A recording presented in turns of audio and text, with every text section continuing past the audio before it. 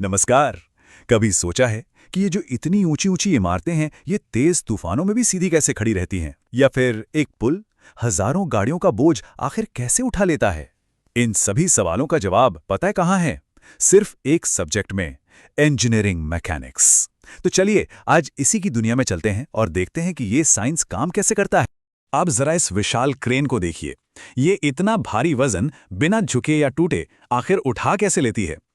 ये कोई जादू नहीं है, ये तो इंजीनियरिंग मैकेनिक्स का कमाल है। और आज हम इसी के पीछे के प्रिंसिपल्स को समझेंगे। तो आज हम क्या क्या जानेंगे? सबसे पहले कि चीजें आखिर टूटती क्यों नहीं है।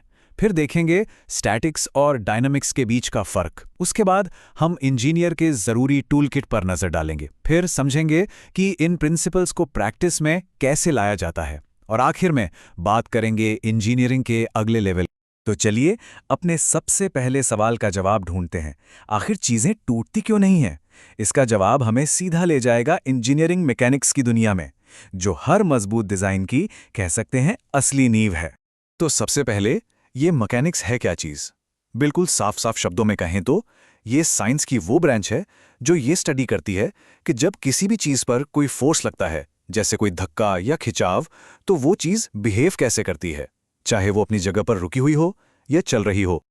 अच्छा, मैकेनिक्स को और बेहतर समझने के लिए इसे दो मेन हिस्सों में बांटा गया है।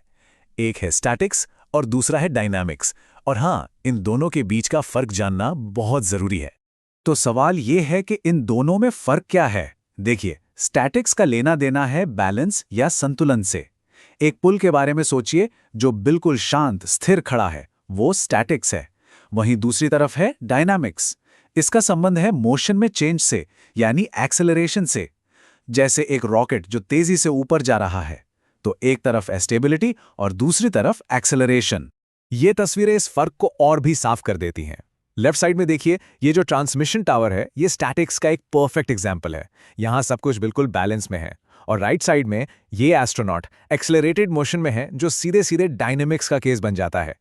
ठीक है, तो अब हमें स्टैटिक्स और डायनामिक्स के बीच का फर्क तो समझ आ गया। लेकिन इंजीनियर्स इन प्रिंसिपल्स का इस्तेमाल करके प्रॉब्लम सॉल्व कैसे करते हैं? इसके लिए वो कुछ खास टूल्स और कॉन्सेप्ट्स का यूज करते हैं जिन्हें हम इंजीनियर्स टूल किट कह सकते हैं। पूरी की पूरी इंजीनियरिंग मैकेनिक्स की दुनिया पता है सिर्फ 4 बेसिक चीजों पर टिकी है। पहला, लेंथ यानी लंबाई, जिससे हम साइज और दूरी नापते हैं। दूसरा, टाइम, जो मोशन को समझने के लिए बहुत जरूरी है। तीसरा, मास यानी द्रव्यमान, जो बताता है कि किसी चीज में कितना मैटर है। और चौथा, फोर्स, यानी किसी भी तरह का धक्का या खिंचाव। बस यही वो 4 पिलर्स हैं जिन पर हर कैलकुलेशन, हर एनालिसिस टिका हुआ है। अब देखिए, असली दुनिया तो बहुत कॉम्प्लिकेटेड होती है। तो कैलकुलेशंस को आसान बनाने के लिए इंजीनियर्स कुछ चीजों को सिंप्लीफाई कर लेते हैं। इसे कहते हैं आइडियलाइजेशन। पहला कॉन्सेप्ट है रिजिड बॉडी का। इसमें हम ये मान लेते हैं कि कोई ऑब्जेक्ट इतना मजबूत है कि उस पर फोर्स लगाने से उसका शेप बिल्कुल नहीं बदलता। हाँ, असलियत में ऐसा होता नहीं है, लेकिन बड़े बड़े स्ट्रक्चर्स जैसे पुल या इमारतों के लिए यह सिंप्लीफिकेशन बहुत काम आता है। एक और बड़ा सिंप्लीफिकेशन है पार्टिकल का कॉन्सेप्ट। 1 सेकंड के लिए सोचिए, जब हम सूरज के चारों तरफ अर्थ के ऑर्बिट की स्टडी करते हैं, तो क्या हमें अर्थ के पहाड़ों और समंदरों की चिंता करने की जरूरत है? बिल्कुल नहीं। इतने बड़े स्केल पर हम अर्थ को बस एक छोटा सा पॉइंट या पार्टिकल मान सकते हैं, और इससे कैलकुलेशन कितनी आसान हो जाती है, सोचिए। और हाँ, इन सब के सेंटर में क्या है? न्यूटन के 3 फेमस लॉज ऑफ मोशन। पहला लॉ सीधे सीधे कहता है कि चीजें तब तक नहीं हिलती या अपनी स्पीड नहीं बदलती जब तक उन पर कोई बाहरी फोर्स न लगे। दूसरा लॉ, फेमस F=ma, यह बताता है कि फोर्स लगाने पर चीजों में कितना एक्सेलरेशन आता है। और तीसरा लॉ कि हर एक्शन का एक इक्वल एंड ऑपोजिट रिएक्शन होता है। यही 3 नियम मैकेनिक्स की असली बुनियाद हैं। तो इंजीनियर्स किसी भी प्रॉब्लम को सॉल्व करने के लिए एक प्रॉपर सिस्टम फॉलो करते हैं। स्टेप 1, प्रॉब्लम को बहुत ध्यान से पढ़ते हैं। स्टेप 2, उस सिचुएशन को फिजिक्स के प्रिंसिपल से जोड़ते हैं। स्टेप 3, सारा डेटा एक जगह लिख लेते हैं। और सबसे जरूरी स्टेप 4, वो डायग्राम्स बनाते हैं बड़े बड़े साफ साफ। ये पूरा प्रोसेस इसलिए है ताकि कोई गलती की गुंजाइश ही ना बचे। और अब आते हैं इंजीनियरिंग के सबसे जरूरी डायग्राम पर, द फ्री बॉडी डायग्राम।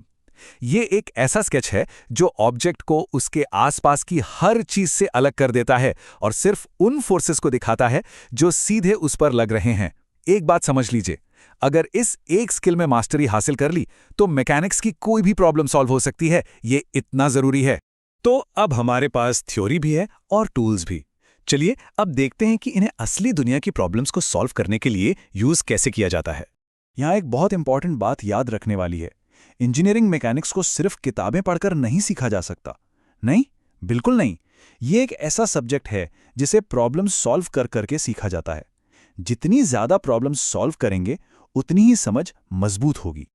ये देखिए, एक परफेक्ट एग्जाम्पल है कि ये पूरा प्रोसेस काम कैसे करता है।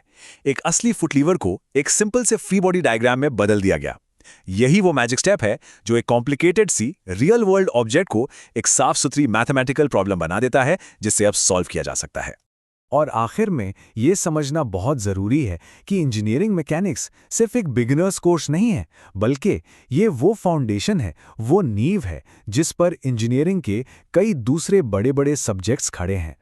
ये बात इस सब्जेक्ट की इंपॉर्टेंस को बिल्कुल साफ कर देती है। अगर मैकेनिक्स की समझ मजबूत नहीं है ना, तो मैकेनिक्स ऑफ मटेरियल्स या फ्लूइड मैकेनिक्स जैसे एडवांस्ड सब्जेक्ट्स को समझना लगभग नामुमकिन है। ये सच में एक बेसिक रिक्वायरमेंट है। तो साफ दिखता है कि इंजीनियरिंग मैकेनिक्स की जड़ें कितनी गहरी हैं। चाहे स्ट्रक्चरल एनालिसिस हो या मशीन डिज़ाइन, हर एडवांस्ड सब्जेक्ट इसी नींव पर बना है।